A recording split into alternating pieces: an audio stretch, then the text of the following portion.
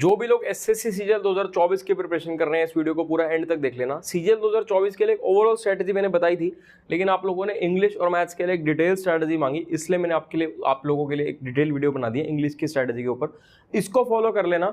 मैं अपना personal experience और जो चीज़ें सारी चीज़ें शेयर करूंगा, कैसे जब मैं प्रिपरेशन करता था, कैसे 14 नंबर से लेकर के 190 प्लस तक मैं पहुंचा और कैसे आप प्रिपरेशन करोगे ताकि आप बेस्ट स्कोर कर पाओ।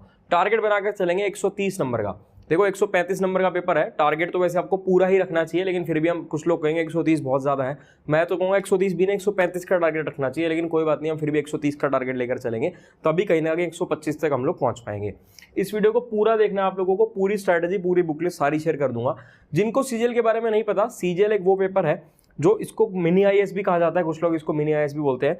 इसमें बहुत अच्छे डिपार्टमेंट्स में बहुत अच्छी नौकरियां लगती हैं, जैसे कि GST inspector, income tax inspector, CBI sub inspector, NIA sub inspector, मंत्रालय की नौकरियां, मिनिस्ट्री ऑफ एक्सटर्नल अफेयर हो गया, सीएसएस में नौकरियां हो गई, यानी कि बहुत शानदार नौकरियां लगती हैं और सैलरी बहुत अच्छी होती है। जो इंस्पेक्टर रैंक की जो नौकरी होती है उसमें जो इनिशियल आपको कैश इन हैंड सैलरी मिलती है अप्रॉक्सीमेटली 75,000 के आसपास मिलती है, और अलग अलग ग्रेड पे की नौकरियां भी है इसमें, लोअर ग्रेड पे की भी हैं। तो आपको जो मतलब जो ओवरऑल अगर मैं बात करूं तो 40,000 से लेकर के 75,000 के बीच कैश इन हैंड सैलरी रहती है सीजीएल के थ्रू, जितनी भी नौकरियां मिलती है उनमें। सीजीएल 2024 में अभी समय है, तो जो मैं आपको स्ट्रैटेजी बताऊंगा वो एक ऐसी स्ट्रैटेजी बताऊंगा जो कि कंप्लीट डिटेल स्ट्रैटेजी होगी, और अगर आपने उसको फॉलो कर लिया ना तो आपको बहुत अच्छे बहुत जबरदस्त मार्क्स स्कोर करने से कोई भी नहीं रोक पाएगा। इसको फॉलो कर लेना बस डिटेल में, क्योंकि समय है अभी, आप पढ़ सकते हो इजीली, कोई दिक्कत वाली बात नहीं है। देखो इंग्लिश जो है ना बहुत ही स्कोरिंग सब्जेक्ट है, बहुत इजी सब्जेक्ट है, इंपॉर्टेंट है, लेकिन इजी भी है और स्कोरिंग भी है। प्रैक्टिस मांगता है, जैसे कि आपकी मैथ्स प्रैक्टिस मांगता है, ऐसे ही आपकी इंग्लिश भी प्रैक्टिस मांगता है।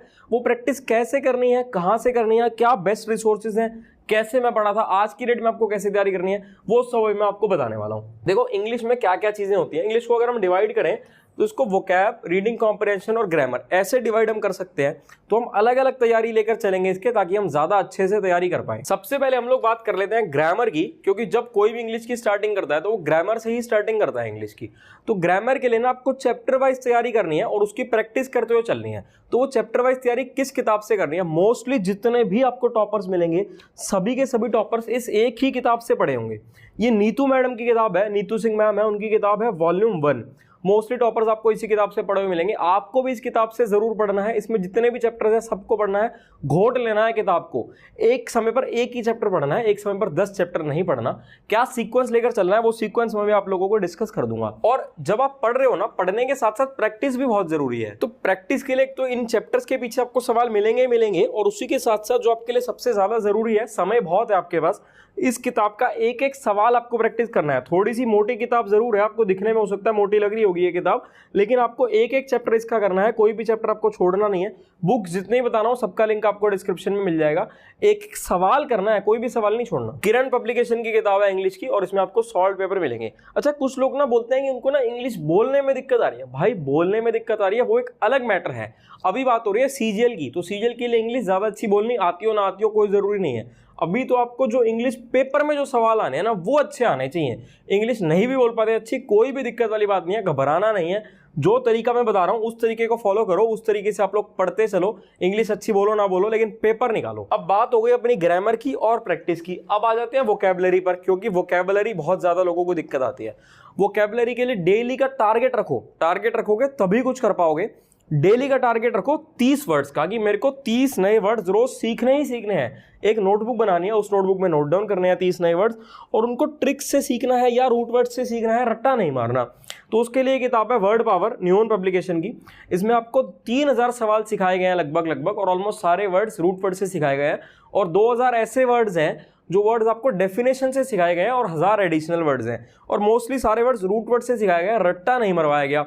तो आपके लिए बहुत ज्यादा इंपॉर्टेंट हो जाती है ये वाली किताब आपकी प्रिपरेशन के लिए। तो आपको जो डेली का 30 वर्ड्स का टारगेट बनाकर चलना है ना, 30 में से 20 वर्ड्स तो आप यहाँ से सीख लो, और 10 एडिशनल वर्ड्स आप कहीं और से सीखो, जहां से भी आप लोग रीडिंग कर रहे हो या कहीं से भी कुछ ना कुछ पढ़ रहे होगे, मॉक टेस्ट लगा रहे होगे, वहां कुछ नए वर्ड्स आपको देखने को मिले। या रीडिंग के लिए एक ऐप डाल लो फोन में, इन शॉर्ट्स न्यूज की ऐप है इन शॉर्ट्स। न्यूज़पेपर पढ़ने की ज्यादा जरूरत है नहीं, वो इन शॉर्ट्स ऐप पढ़ लो, उसमें से भी आप कुछ ना कुछ नए वर्ड सीखोगे डेली। तो उसके लिए आप एक नोटबुक बनाओ। तो अगर आप ये सब फॉलो करते चलोगे ना, तो जब तक आपका पेपर होगा ना, तब तक आपकी जो वोकैबुलरी होगी ना वो 3-4 हजार 4-5 हजार वर्ड्स तक की हो चुकी होगी, और इससे ज्यादा वोकैबुलरी की कोई जरूरत है ही नहीं। अब बात कर लेते हैं रीडिंग कॉम्प्रिहेंशन की। भाई रीडिंग के लिए एक तो मैंने आपको बता ही दिया कि इन शॉर्ट्स ऐप डाल लो फोन में। न्यूज़पेपर पढ़ने का शौक हो किसी को तो पढ़ लो, लेकिन स्पेशली इस चीज के लिए न्यूज़पेपर पढ़ने की जरूरत नहीं है, इतना समय बर्बाद करने की जरूरत नहीं है। शौक के लिए पढ़ रहे हो पढ़ो, इसके लिए इन शॉर्ट्स ऐप डालो और साथ में प्रैक्टिस करो। एक तो जो किताबें मैं बता चुका हूं अब तक उन किताबों से, और उसी के साथ एडिशनल ये 2 किताबें हैं, एक जम्बल्ड PQRS और एक क्लोज टेस्ट, नियॉन पब्लिकेशन की किताबें हैं। बहुत अच्छे तरीके से आपको सारी चीजें समझाई गई हैं, रट्टा नहीं मारना पड़ेगा। जब आप पढ़ लोगे ना इन किताबों से तो अंडरस्टैंडिंग इतनी अच्छी बन जाएगी, एक्सप्लेनेशन इतनी अच्छी दी गई है, जो सॉल्यूशन है ना आपको एक एक चीज एक्सप्लेन की गई है कि फ्यूचर में जब भी कोई भी सवाल आएगा तो आपको एकदम से स्ट्राइक करेगा कि हाँ यार ये कॉन्सेप्ट लग रहा है इसमें। और इसी के साथ साथ ना प्रैक्टिस करते रहना है, और इन किताबों को ना बार बार पढ़ोगे ना तो और अच्छा लगेगा। जैसे मैंने आपको नीतू मैम की किताब बताई, नीतू मैम की किताब एक बार पढ़ने से आपका कुछ नहीं होने वाला। आपने एक बार पढ़ी, खत्म हो गई, दोबारा पढ़ो, तीसरी बार पढ़ो, चौथी बार पढ़ो, 5-6 बार जब पढ़ लोगे ना तब समझ में आएगा कि हाँ यार अब बढ़िया बात। जब हर बार पढ़ोगे ना अलग बार, हर बार कुछ ना कुछ नया सीखने को आपको मिलेगा, तो इन चीजों को बार बार पढ़ो, बार बार रिवाइज करो। ये सब मैं आपको इसलिए बता रहा हूं क्योंकि आपके पास समय बहुत है, तो इस समय को आपको यूटिलाइज करना है। और ये मानो कि अगर आपका फर्स्ट अटेम्प्ट भी है, जो बिगिनर्स हैं, जो ऑलरेडी प्रिपेयरिंग है, कि भाई इस बार तो करना ही करना है, इस बार कहीं पर भी कोई गुंजाइश छोड़नी नहीं है, इस बार फोड़ना है, इस बार ऐसी तैयारी कर लेनी है, ऐसी प्रिपरेशन कर लेनी है कि जो ड्रीम पोस्ट है, जो एम है, वो मिलनी है। अब इसके बाद आपको लगाना है मॉक टेस्ट।